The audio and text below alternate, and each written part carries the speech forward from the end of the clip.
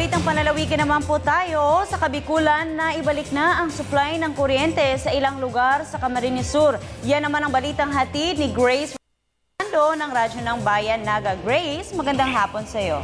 Hi, Princess. Magandang hapon. Good news sa lahat ng mga taga 5th District ng Camarines Sur sapagkat matapos ang 3 araw na dumadaing na ang mga negosyante, apektado ang mga pag-aaral ng mga estudyante at hindi makatulog ng mahimbing ang mga mamamayan ng 5th District ay naibalik na po ang kuryente alas 12 ng tanghali kani-kanina lamang.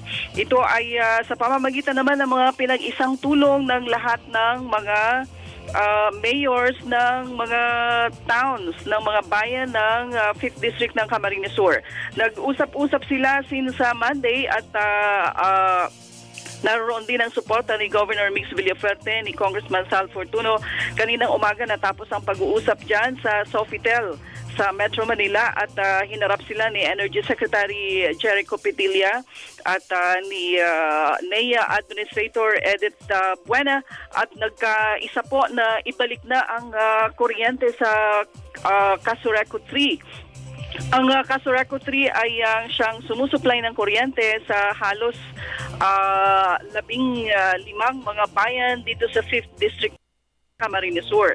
Sila inaputulan Monday pa dahil sa malaking pagkakautang, 102 million. Nakapag-settle sila ng more than 50 million at nagkaroon pa ng balancing 68 million at nag-usap-usap ang mga mayors na magtutulungan sila upang mapaigting ang kampanya para sa collection efficiency. Habang walang kuryente, napag-alaman natin na ang PNP Camsur Command ay matamang nagmo-monitor at mas pinaigting ang kanilang pagpapatrolya upang walang anumang insidente o mga pangyayaring maganap dahil madilim na madilim doon sa may 4th District at lalo pa tayo ay nasa election gunman. Princess, yan ang ating latest update at mula po dito sa Radyo ng Bayan, Naga. Gracie Fama Simando para sa Telebisyon ng Bayan.